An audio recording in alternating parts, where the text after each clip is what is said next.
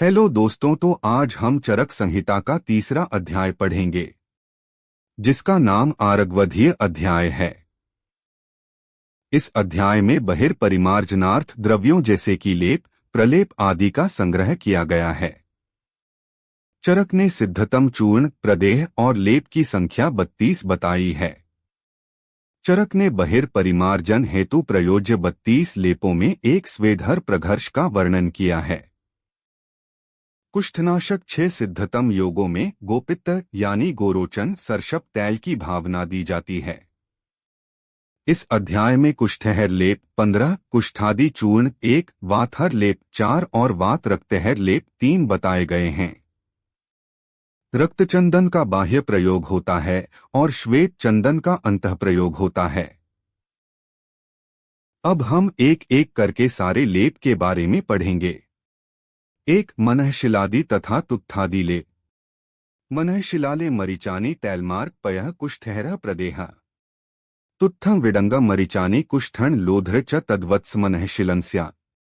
इसमें आपको यह याद रखना है कि मनःशिलादि लेप में द्रव्यों को पीसने के लिए दूध का उपयोग होता है और तुत्थादि लेप में सरसों के तेल का उपयोग होता है। उपर्युक्त दोनों लेप कुष्ठ में हितकारी है। 2. रसाजनादि तथा करंजादि लेप। रसाजनम सप्रपुनाड बीजं युक्तं कपित्थस्य रसेन लेपः। करंज बीजैड गजन सकुष्ठण गोमूत्र पिष्टन च परम प्रदेह।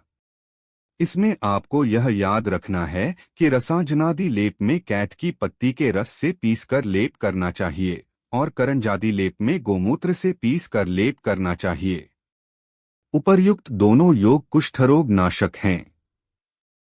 3. हरिद्रादि लेप। उभे हरिद्रे कुटजस्य बीजं करंज बीजं सुमनः प्रवालान्। त्वचन समध्या हैमार्कस्य लेपं तिलक्षारयुतं विद्या। इसमें आपको यह याद रखना है कि हरिद्रादि लेप में गोमूत्र से पीस कर लेप लगाने से कुष्ठ रोग शांत होता है। 4. पाकयुक्त मनःशिलादि लेप। मनःशिला त्वक्कुटजात सकुष्ठात सलोमशः सैडगजः करंजः। ग्रंथिष्ठ भौर्जः करवीर मूलन चूर्णानि साध्यानि तुषोदकेन। पलाश निर्दा हरसेन चापी करशोधृताम्याढक सम्मितेन। दर्वी प्रलेप प्रवदंती लेपमेतं परं कुष्ठ निसूदनाय। इसमें आपको पलाश निर्दाहरस याद रखना है। 1 या 2 वर्ष के पुराने पलाश के वृक्ष के मूल की मिट्टी को खोदकर निकाल ले। उस वृक्ष के मूल को अधोभाग में काटकर एक घड़ा उसी में लगा दें। घड़े के मुख को इस प्रकार बंद कर दें कि उसके मुख में मिट्टी न जा सके। बाद में जमीन को समतल कर पलाश के वृक्ष के ऊपर सूखे कंडे, लकड़ी आदि रखकर उसको फूंक दें। फूंक देने से सारे पलाश वृक्ष का रस घड़े में एकत्रित हो जाता है। इसे ही पलाश निर्दाहरस कहते हैं। पलाश निर्दाहरस के निकालने की उपर्युक्त विधि चक्रपाणि ने बताई है। 5. आरगवधादि लेप। पर्णानि पिष्ट्वा चतुरंगुलस्य तक्रेण पर्णान्यथ काकमाचाः। तैलाक्त गात्रस्य नरस्य कुष्ठान्युद्वर्तयेदश्वहनच्छदैश्च। अमलतास की पत्ती, काकमाची की ताजी पत्ती और कनेर की पत्ती को सम भाग में लेकर मट्ठे से पीस करके उपटन तैयार कर ले। रोगी अपने शरीर में सरसों के तेल का अभियंग करके उपर्युक्त उपटन को लगावे। इससे कुष्ठ रोग का नाश होता है। 6. कोलादि लेप। कोलन कुलत्थाः सुरदारु रासनामापात सीतैल फलानि कुष्ठम। वचा शताहवा यवचूर्ण अम्लमुष्णानि वातामेना प्रदेह। उपर्युक्त द्रव्यों का चूर्ण बनाकर कांजी से पीसकर अम्ल बनाकर लेप करने से वातविकार दूर होते हैं। 7. वातव्याधिहर लेप। आनूपमत्स्यामिप वेस्वारैरुष्णैः प्रदेह पवनापः स्यात्। स्नेहश्चतुभिर्दशमूलमिश्रैर्गन्धौषधैश्चानिलः प्रदेह। आनूप पशु पक्षियों का मांस और मछली का मांस समान भाग लेकर वेश्वार बनाकर गरम गरम प्रदेह करने से वातव्याधि का नाश होता है। और गंधवर्ग की औषधियों तथा दशमूल की औषधियों, इन दोनों वर्गों की औषधियों को पीसकर गरम कर उसमें घृत, तेल, वसा और मज्जा ये चारों स्नेह मिलाकर लेप करने से वातविकारों का नाश होता है। 8. उदरशूल तथा वातव्याधिहर लेप।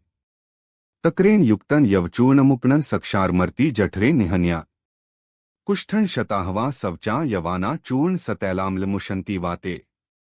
जौ के आटे और यवक्षार को तक्र से पीसकर गर्म कर पेट पर लेप लगाने से पेट का शूल दूर होता है। कूठ, सौंफ, वचा, जौ का आटा, इन चारों को कांजी से पीसकर तिल का तेल मिलाकर गर्म कर वातविकारों पर लेप करने को कहा गया है। 9 वात्रक्त हर लेप। उभे शताहवे मधुकम मधुकम बला प्रियालंच कशेरुकंच घृतम विदारी च सितोपला च कुर्यात प्रदेह पवने सरकते। उपर्युक्त द्रव्यों को चूर्ण करके घृत मिलाकर लेप के रूप में वात्रक्त में प्रयोग करना चाहिए। 10 वात्रक्त में वेदनाशामक ले। रासना गुडूची मधुकम बले द्वे सजीवकन सरशभकम पयश्च घृतं च सिद्धम मधुशेषयुक्त रक्तानिलार्ति प्रणुदेत प्रदेह। रासना, गिलोय, मुलेठी, बला, अतिबला, जीवक, ऋषभक उपर्युक्त द्रव्यों को समान भाग में लेकर दुग्ध के साथ घृत पाक कर ले। उपर्युक्त घृत में मोम मिलाकर लेप करने से वात्रक्त की पीड़ा में लाभ होता है। 11 गोधूमादिलेप तथा शिरःशूलनाशक लेप। वाते सरकते सघृतम प्रदेहो गोधूमचूर्ण छगलीप्यश्च नतोत्पलन चंदन कुष्ठयुक्तन शिरोरुजाया सघृतम प्रदेह। गेहूं का आटा, बकरी का दूध तथा घृत मिलाकर लेप करने से वात की वेदना शांत होती है। और तगर, उत्पल, चंदन और कड़वा कृट इन सबको समान भाग में लेकर उसमें घृत मिलाकर लेप करने से शिरःशूल शांत होता है। 12 प्रपौंडरीकादि शिरःशूलनाशक लेप। प्रपौंडरीकम सुरदारु कुष्ठण यष्टयाहवमेला कमलोत्पलेच शिरोरुजाया सघृतः प्रदेहो लौहैर का पद्मकचोरकैश्च। पुंडरीक, देवदारू, कड़वा कूट, मुलेठी, छोटी इलायची, कमल का फूल, नीलकमल का फूल, लोह, एरका, पद्मकाष्ठ और चोरक इन सबको एकत्र कर घृत मिलाकर शिरशूल में लेप करें। 13 पार्श्वशूलनाशक लेप। रासना हरिद्रे नलदन शताध्ये द्वे देवदारूनि सितोपलाच जीवंती मूलन सघृतन सतैलमालेपन पार्श्वरुजासु कोष्णम। रासना, हल्दी, दारू हल्दी, जटामासी, सौंफ, सोआ, देवदारू, मिश्री, जीवंती का मुंह इन सब में घृत और तैल मिलाकर सुखोष्ण लेप पार्श्वशूल में लगाया जाता है। 14 दाशामक लेप। शैवाल, पद्मोत्पल, बेत्रतुम, प्रपौंडरीक, अमृणाल, लोधरम प्रियंगु कालेयप चंदनानी निर्वापण स्यात् सधृतः प्रदेह। इसमें आपको सब ठंडी ठंडी औषध याद रखनी है। सेवार, कमल, नीलकमल, बेत, तुंग, पुंडरीक, अमृणाल, लोधर, प्रियंगु, कालेयक, चंदन आदि द्रव्यों में घृत मिलाकर किया हुआ लेप दाशामक होता है। 15 दाशामक लेप द्वितीय। सिता, लता, वेतस्पद्मकानि यष्टट्यान मैंद्री नलिनानी दूर्वा यवास्मूलं कुशकाशोष्ठ निर्वापण स्याज्जलमेरकाच। मिश्री, लता, बेंत, पद्मकाष्ठ, मुलेठी, इंद्रायण, नलिन, दूर्वा, दुरालभा का मूल, कुश का मूल, काश का मूल, जल और एर का इन सबका लेप करने से दाह शांत होता है। 16 शीतनाशक लेप तथा विषनाशक लेप। शैले, एला, अगुरुणी, सकुप्ठे, चंडा, नतन, त्वक्सुरदारु, रासना शीतन निहन्याद चिरात प्रदेहो विषम शिरीशस्तु ससिंधुवारः। इसमें आपको सब उष्ण द्रव्य याद रखना है।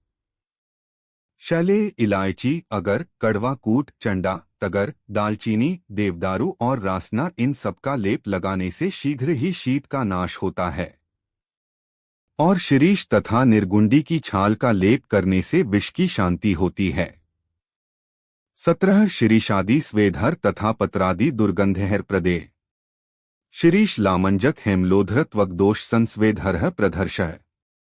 पत्राम्बु, लोध्र, अभ्यचंदनानि शरीर दौर्गंध्यहर प्रदेह। शिरीष, लामंजक, नागकेशर, लोध्र इन सबका प्रयोग त्वग्दोष नाशक तथा स्वेदरोचक है। तेजपत्र, सुगंधवाला, लोध्र, अभय और चंदन इन सबका प्रदेह दुर्गंधिनाशक होता है। अगर वीडियो अच्छा लगा हो तो लाइक कीजिए और चैनल को सब्सक्राइब कीजिए।